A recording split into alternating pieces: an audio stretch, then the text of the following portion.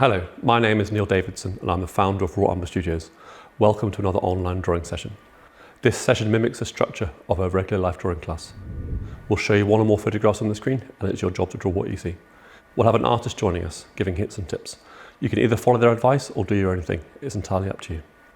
You can watch this video again once it's finished, and you can also download the reference photographs so you can carry on your work after the session. Lots of people watch these sessions twice. The first time round they just watch, and the second time round they watch and draw along. I hope you enjoy the session. Right, let's get started. Hello everyone and welcome to this raw umber portrait drawing video. In this video I will be drawing a single 1 hour pose, and I'm going to focus on lines and how to manipulate them to get different effects. Now, as you can see, I'll be working on white paper and I like to use billow charcoal. Now I tend to open up the charcoal by sanding just the edge of it, or you can completely make it into a point. You can get one of these handy charcoal sharpening pads of my materials list below the video, or alternatively you can just use a bit of sandpaper that you've got in the house. Just make sure that the surface is flat so the charcoal doesn't break. Now, I did do a video on how to sharpen your charcoal, which you can access if you're a subscriber as well. Now on to the next thing, I'll be using some blending tools. This can be anything from a brush to a stump or even your finger.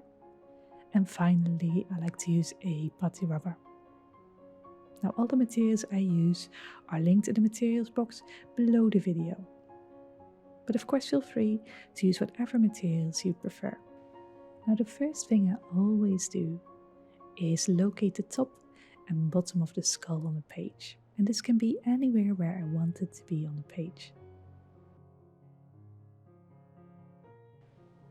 And note that when I'm drawing, I'm using straight lines and I'm holding the end of my charcoal.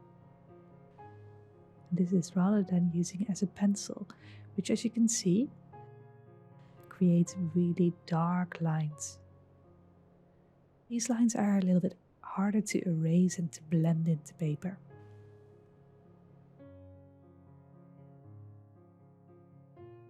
So one thing that can really help is drawing quite lightly, holding the charcoal at the end, and try to use your whole arm rather than your wrist when you're drawing. Now the next thing I'm gonna do is draw the center line, and this is the line that goes for the center of the face, the middle of the forehead all the way to the bottom of the chin.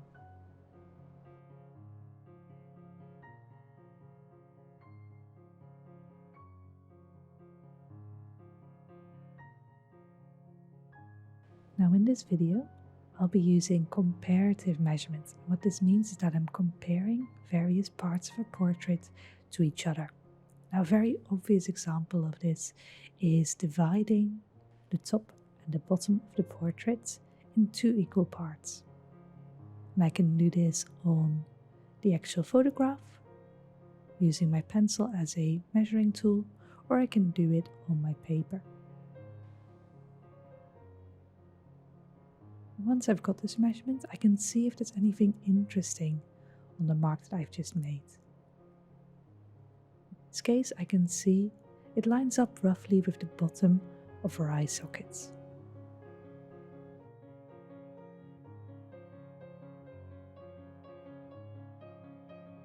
Now I can do the same thing by dividing the length into quarters or thirds, and again, just checking if there's anything interesting on these dividing lines that I can use to measure the portrait.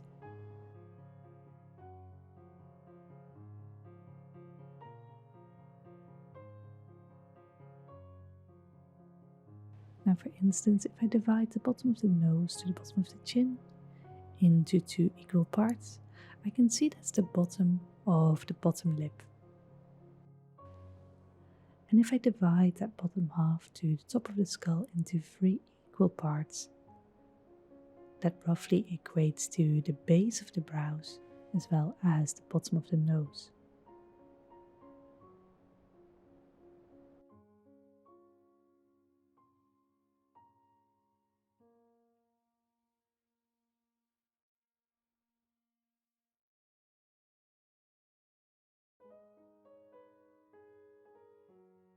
Now I personally really like using those 3/3 because they give me the base of the brow and the bottom of the nose, which is not movable, unlike the bottom or the top of the lips. So I'm going to start with this and then start looking for the other big measurements. So trying to find the width of the skull, for instance. Now when I compare the width of a skull, I can see that something that comes quite close to it is the bottom of the nose to the bottom of the chin.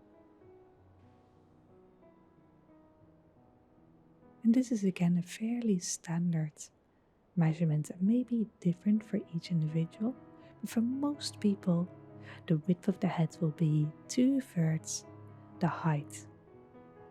So brow to chin will be roughly the same as cheekbone to cheekbone, or twice the bottom of the nose to the bottom of the chin.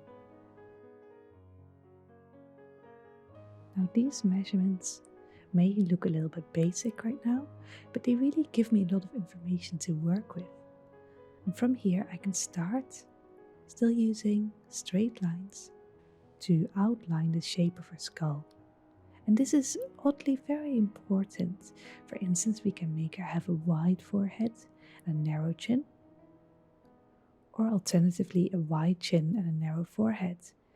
And you may be able to imagine how different a person will look just by changing these outlines of the skull.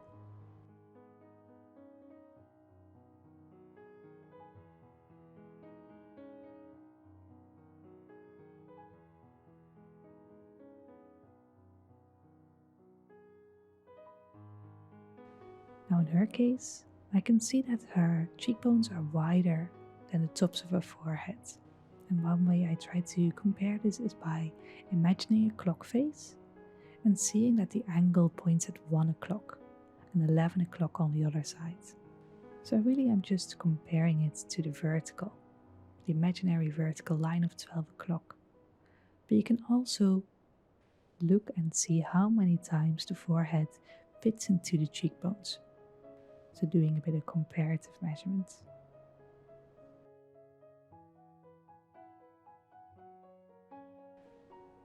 And both these ways work just fine.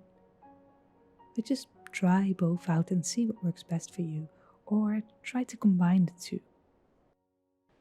Now I'm going to do the same thing with the chin here. I'm trying to see the angles of the cheekbone versus the chin area. And for this, what I can do is drop a vertical line, or imagine a vertical line from the top of the forehead. I can see that her chin is wider than that.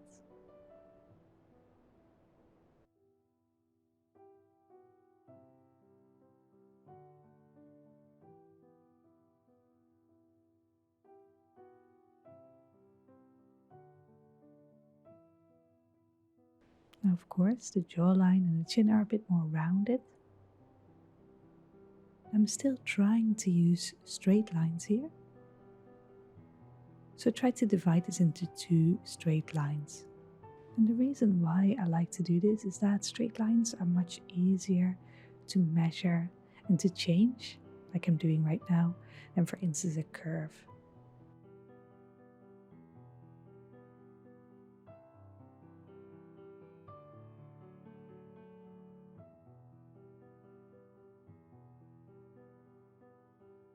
Now I will put some curves on, but I'll do this at the very last minute when I don't need to measure anymore.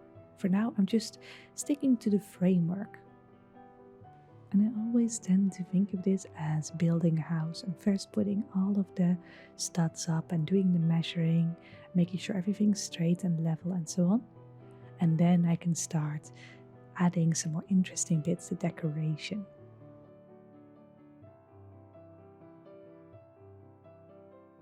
And I tend to spend about 1/3 of the total time of the pose in terms of this measuring and figuring out where everything is placed. So continuing with this, I want to know where all the features are. And so what I'm going to do is I'm going to divide the total width of the pose into 5 equal parts. Now the eyes will sit in the middle of each half there, and this also lines up nicely with the sides of the nose. Now again, this is different for everyone, so this might not work for every face. So always check out how many times the nose fits into the total width of the pose.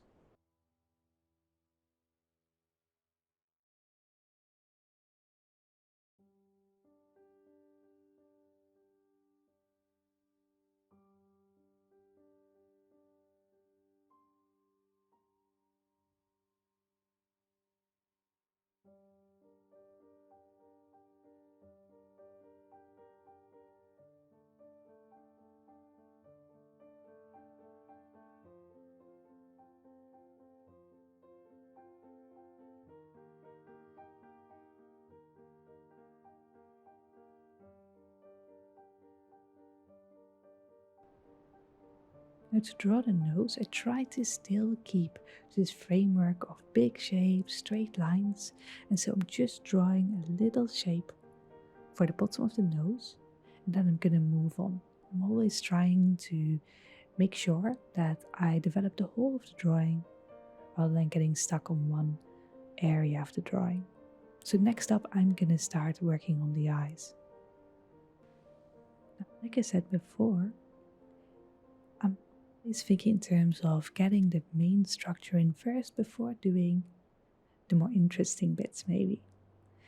So what I'm gonna do first before drawing the eyes is get the framework of the eye socket in, because that's of course the way that the eyes sit in the skull. They're surrounded by the eye socket. And so when I look at the brow here, I can see the base of the brow is a bit lower, and there's a curve going up to the outside of the eye. And this can be the top of the eye socket.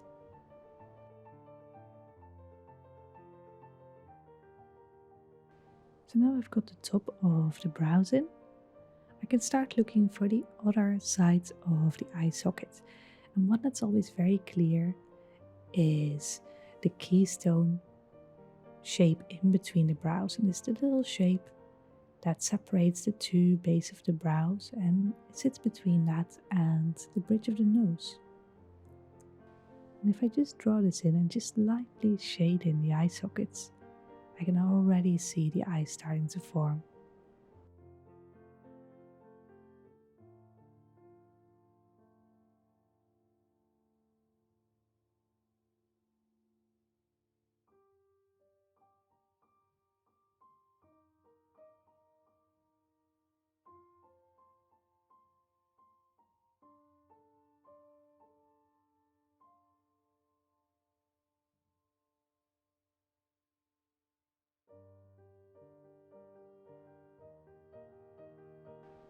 Now in this, I can start measuring to find the actual eyeball, and I can see that the corners of the eyes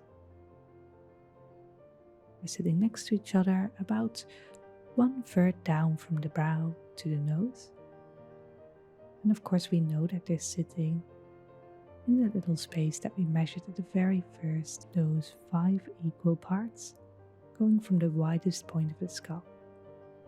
But before I start getting into that, I'm still trying to find that broad framework of the face.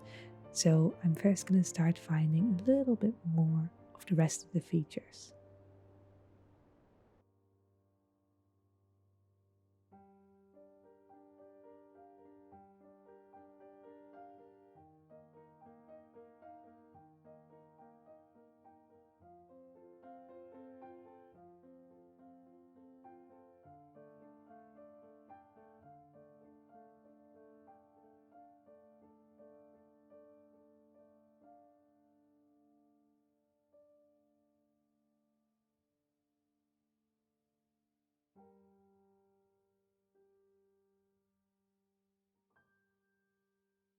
In case of the mouth, I can still use that measurement I made at the start of the video, dividing the bottom of the nose to the bottom of the chin into 2 equal parts. This gives me the placement for her bottom lip. And if I divide that same area into 3 equal parts, that gives me the dividing line of the lips, the first mark that I make. So always just dividing things into equal parts to see how that compares to the photograph. It helps so much with measuring.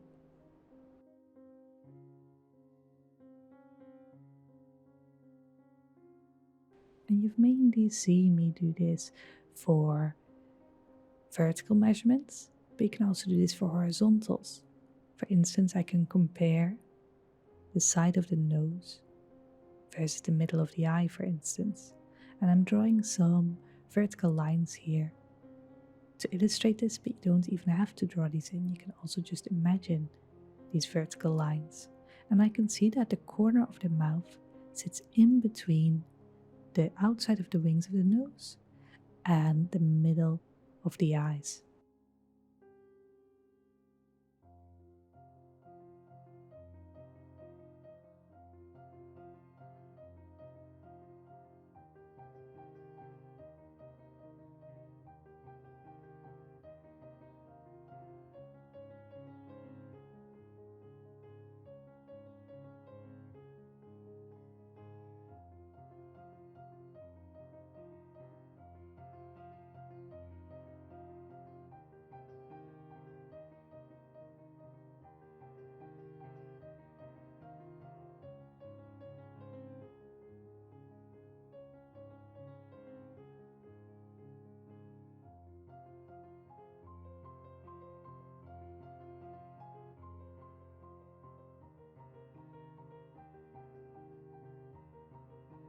Alright, so now I've got my features placed, I've done the measuring, and I know that everything should be roughly in the right place. I can start adding the back of the skull, the hair, and the neck.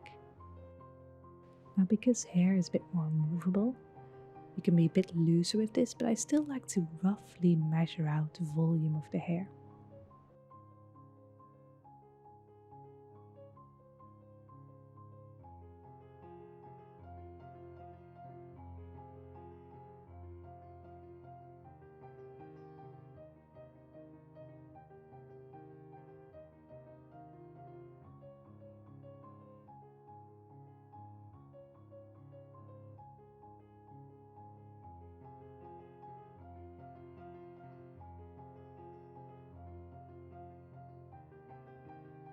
And so once I've got this in, my framework is complete and I can start playing with lines a bit more.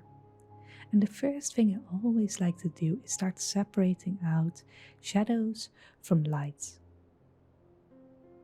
And the way I do this is by using lines that all go in the same direction.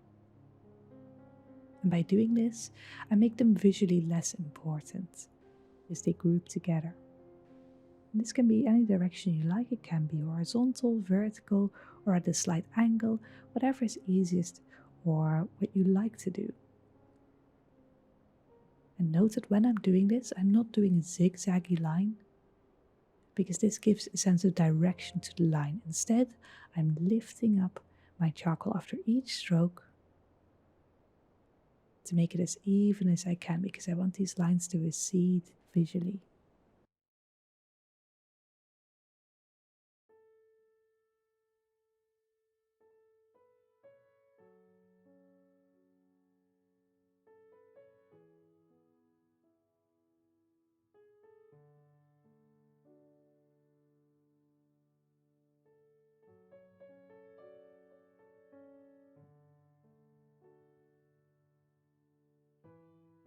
Now this is different from directional lines. And a directional line is a line that's going along the form.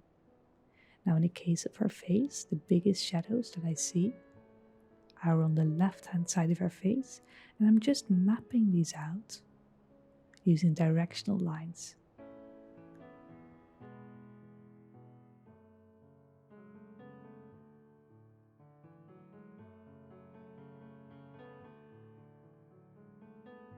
Now again, I'm still using straight lines for this because it's still part of the framework. I'm still figuring out where everything needs to go. And once I've got these bigger shapes in place, I can use my atmospheric lines, the lines that all go in the same direction, to just sort of color this in. and showing to the viewer that these are lines that are receding.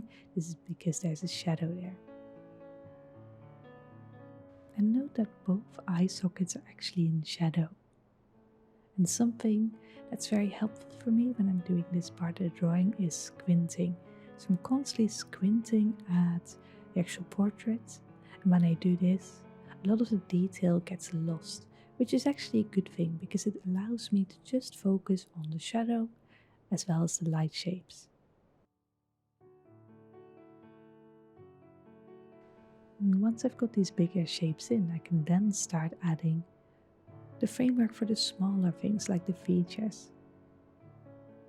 Now in the case of the eyes, I know that the eyeballs should take up about 1/5 of the width. It's the measurement I measured at the beginning of the drawing of the eye sockets. And they should be, of course, a round sphere. Now you don't have to actually draw this in, but I like to just hint at it as a reminder of myself to myself that this is actually a round shape and not a flat shape.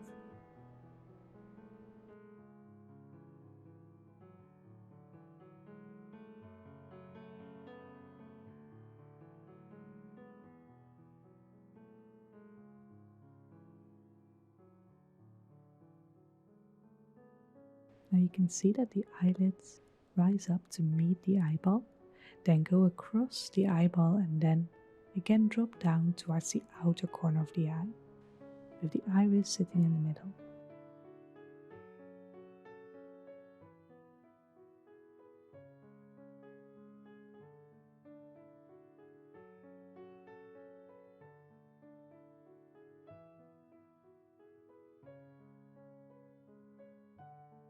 Now if we look at the top lid, we can see that that's a darker accent.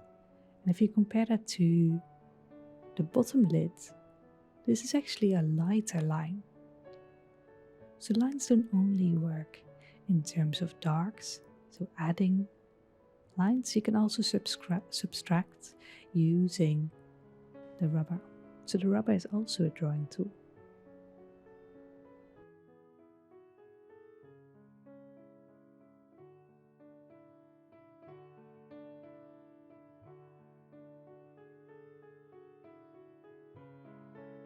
So I'm doing the same on the other eye now, using the rubber as a way to carve out the line for the lower lid.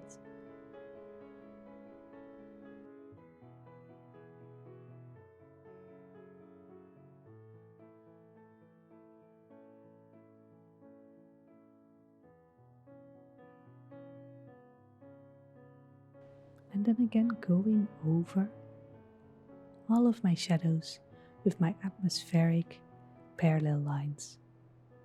And this just helps darkening the shadows, but also gets rid of any small sketch lines and allows me to only pull out the accents that I actually want.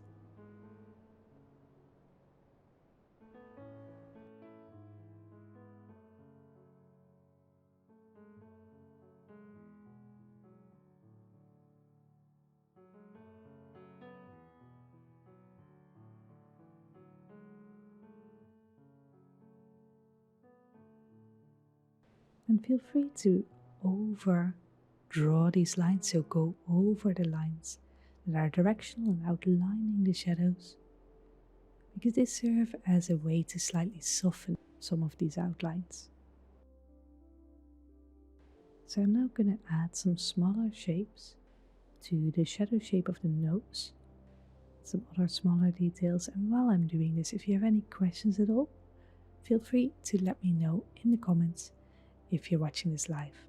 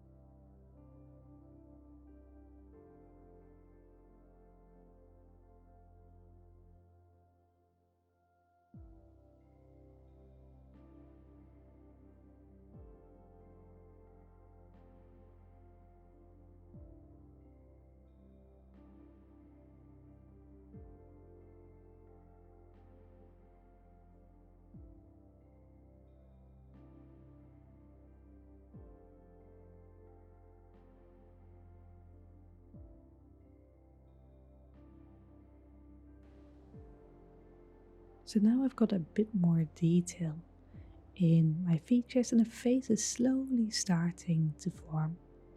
I can just go over some of the lines that I made earlier, just darkening those shadows and joining them up with the darkened lines that I made in the features. Now again, I can use my rubber here to add some directional lines, have a bit of fun with the hair there, and try to add just a bit of texture. Now I try to alternate this with the atmospheric lines because of course these more directional lines, they grab a lot of attention and I don't necessarily want the viewer to look at the hair as the main focus of my portrait. So while I do want some interest there, I try to balance it out with the atmosphere to make sure that the viewer still keeps looking at the features rather than focusing on the detail of the hair.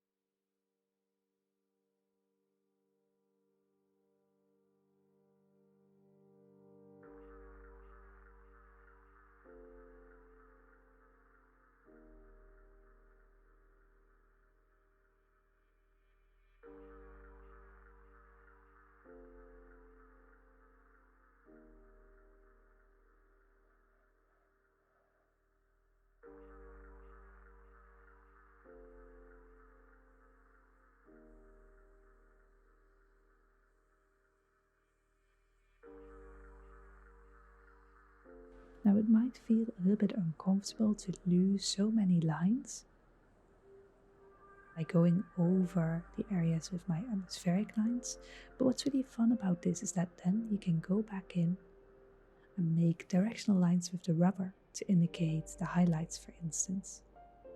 So the more you allow the tones to build up, the more fun you can have just adding more information to these.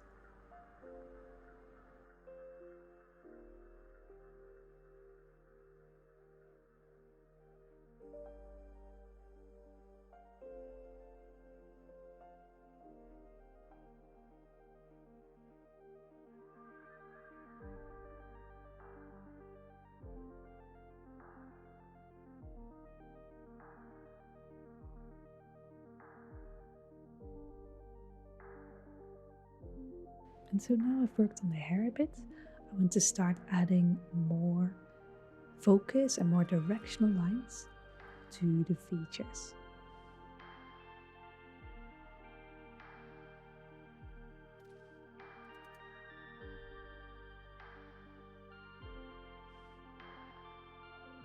And that's another way that soft atmospheric lines are really useful, because by softening out and making the drawing more atmospheric, it's very easy to see where the drawing needs a bit more focus.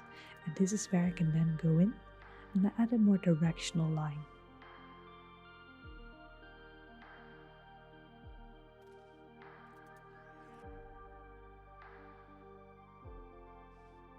For instance, here in the eyes, I want the viewer to start looking at the eyes, so I'm just adding a bit of detail there and a line to follow the top of the eyelids.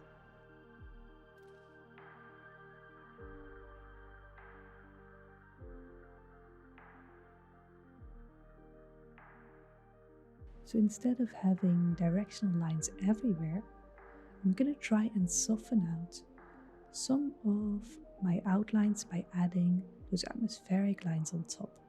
And I'm letting these go over the boundaries of my shadow shapes, and this will soften everything a little bit.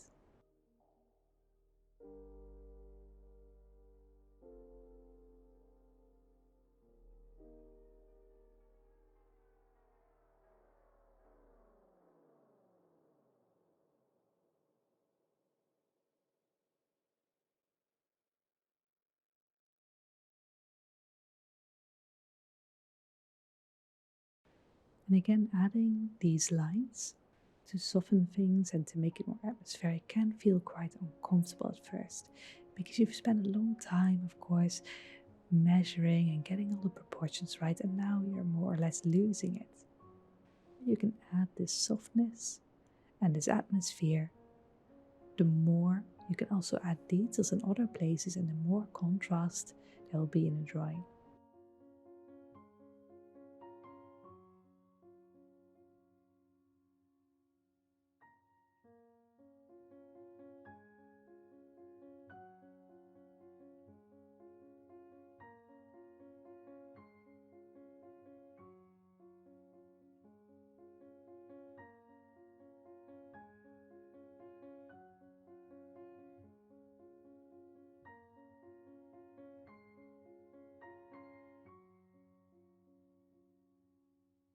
And redrawing in this way doesn't necessarily have to be a bad thing.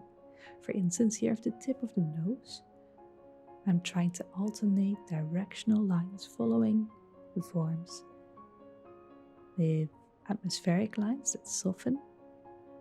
And the more I go back and forth like this, the more realistic the nose starts to feel, and the closer I get to an accurate drawing. Because of course you can't get it right always in the first go, so it's useful to be able to go over things a few times.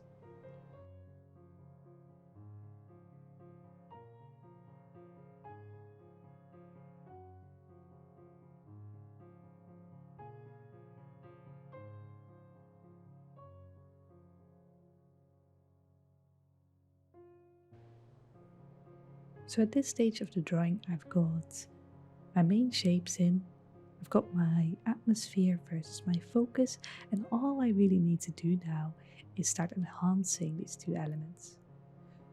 So for instance, looking at the outline of the jaw, I can see that the sharpest area is on the right hand side, where we can see the jaw very sharply outlined against the hair. And so this is where I'm going to try and put down a very confident curved line that follows the edge of the jawline, and I try not to touch after I've put it down, because those directional lines should be a point of interest, and even if a line is not actually confidently done, it's still useful to make it look confident. It just makes for a more exciting drawing. Now once I've got this line in, if I want to make it really stand out, I can surround it with more atmospheric lines, and the contrast between these two lines will make it pop out.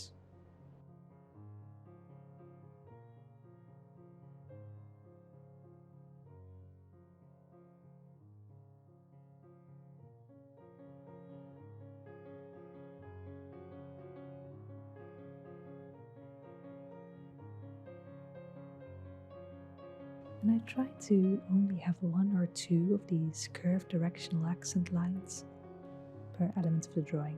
For instance, in the lips, I can see the darkest, sharpest area, the line between the lips. I'm going to try and make these nice and clear.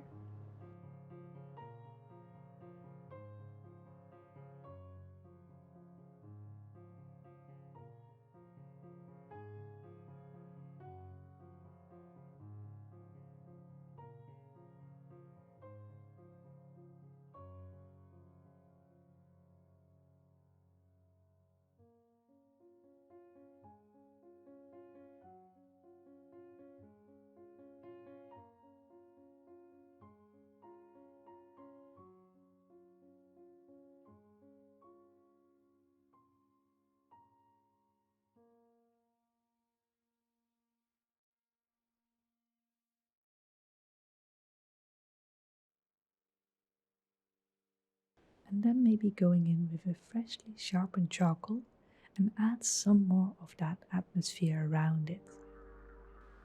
The softness will hopefully set off the sharp accents that I've put down earlier. And it also allows me to later use the rubber to also make some nice curved accent lines.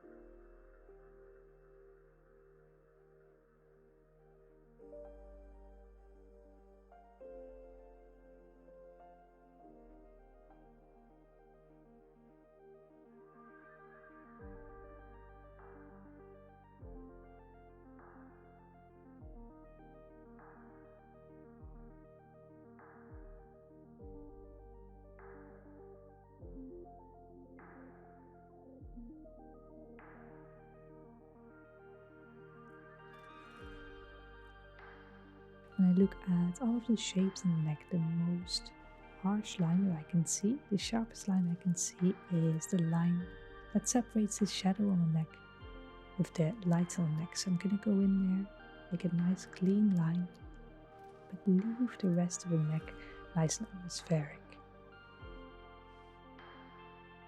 And this is the difference between the neck and the features. For instance, I'm trying to keep the focus where I want the viewer to look.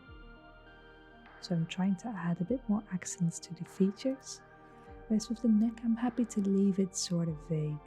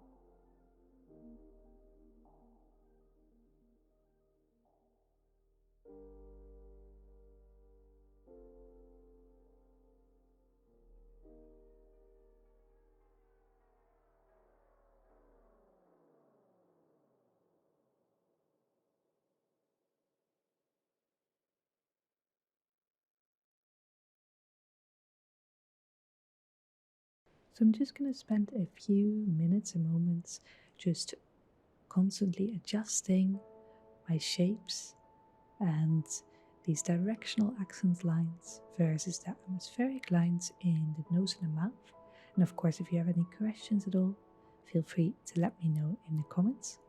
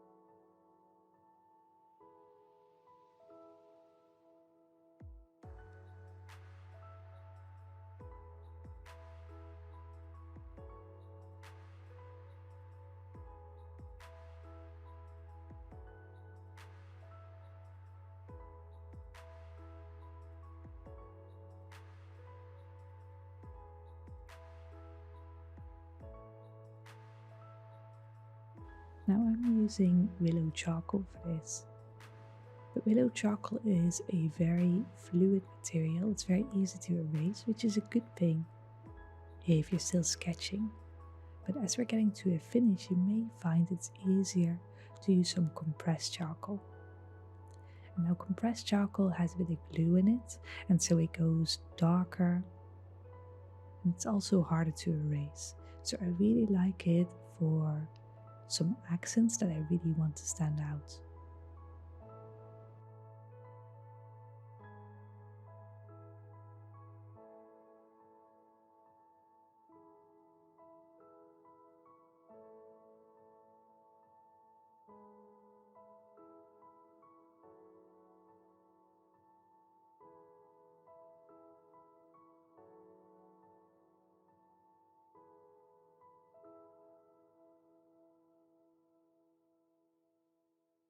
What's nice about this is that as I'm drawing, the willow charcoal may fade away a bit, but the compressed charcoal doesn't really go anywhere.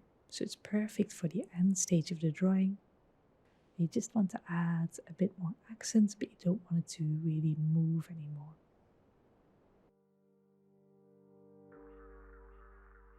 And so as you can see, I can really go over this with my atmospheric lines without losing that accent of the compressed charcoal.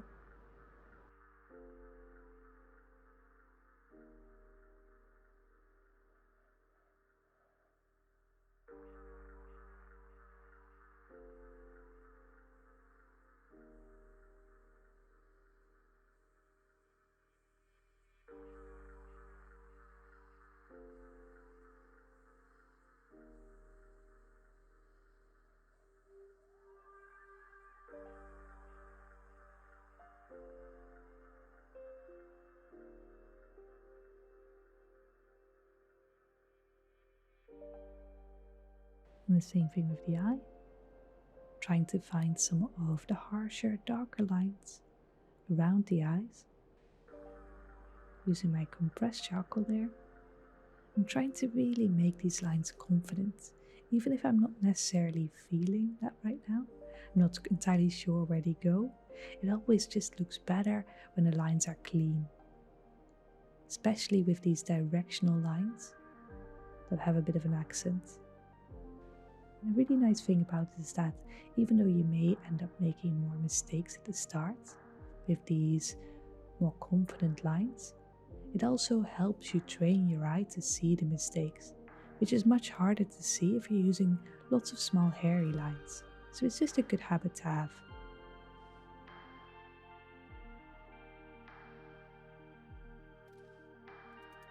Once I've darkened this down using my willow charcoal and try to create some atmosphere using my parallel lines, I can go in with my grey putty rubber. And I really like this because I can make it into a wedge shape, which is quite flat on the sides, which allows me to make really clear lines for the accents.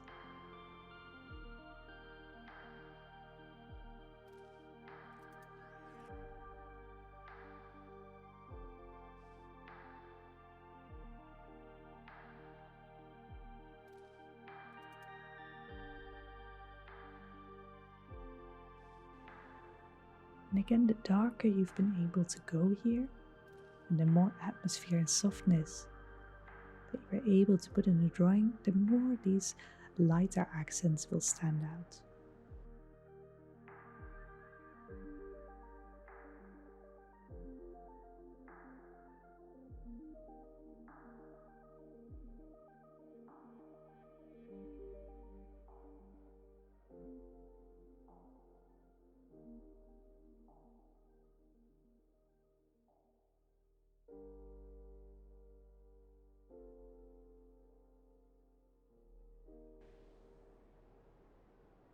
And I can do the same thing with the hair, again using a wedge shape. And I can use the flat bit of the wedge shape to create bigger shapes here in the hair. Whereas I could use the narrow bit of the wedge shape to create more hairy lines. What's really nice about working this way is that it allows a bit of spontaneity to creep into the drawing, because the rubber doesn't always do exactly what you want, but it actually can look really nice sometimes.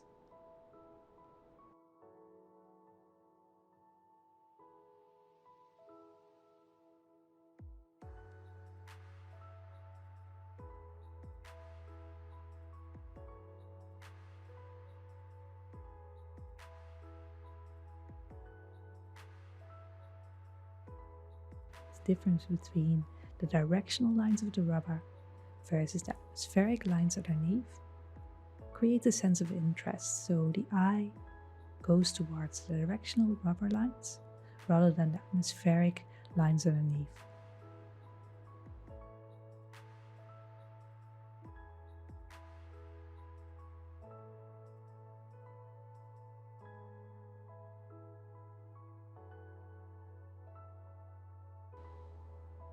Note that I've even lost some of the outline around the forehead and the top of the hair there to create even more of a sense of softness and atmosphere.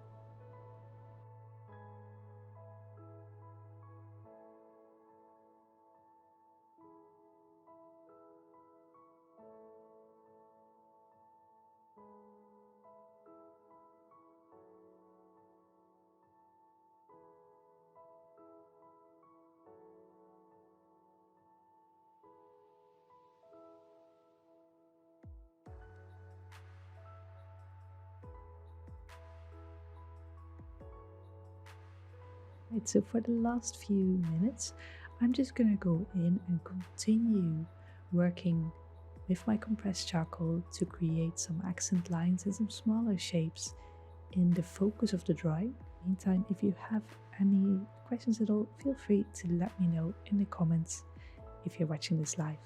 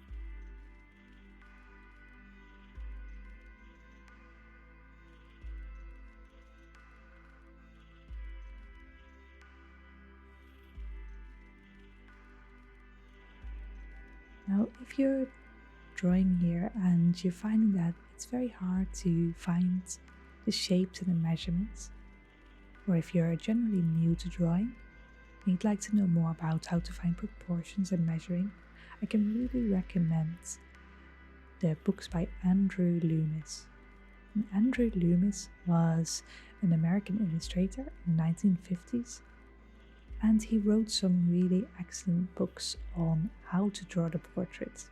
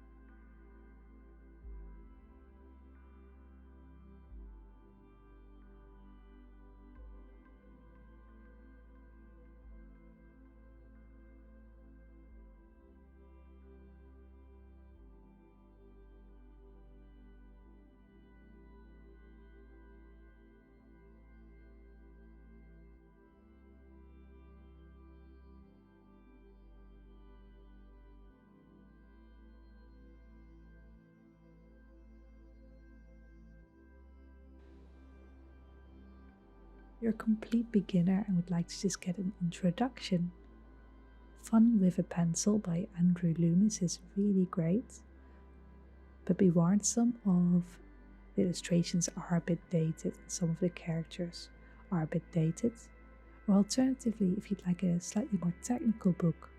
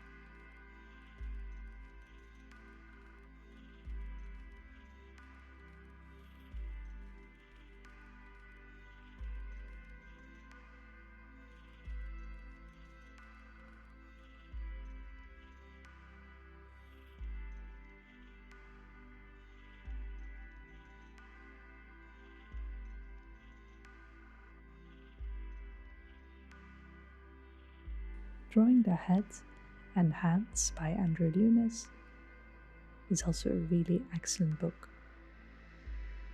Just a little side note in case you'd like to study further.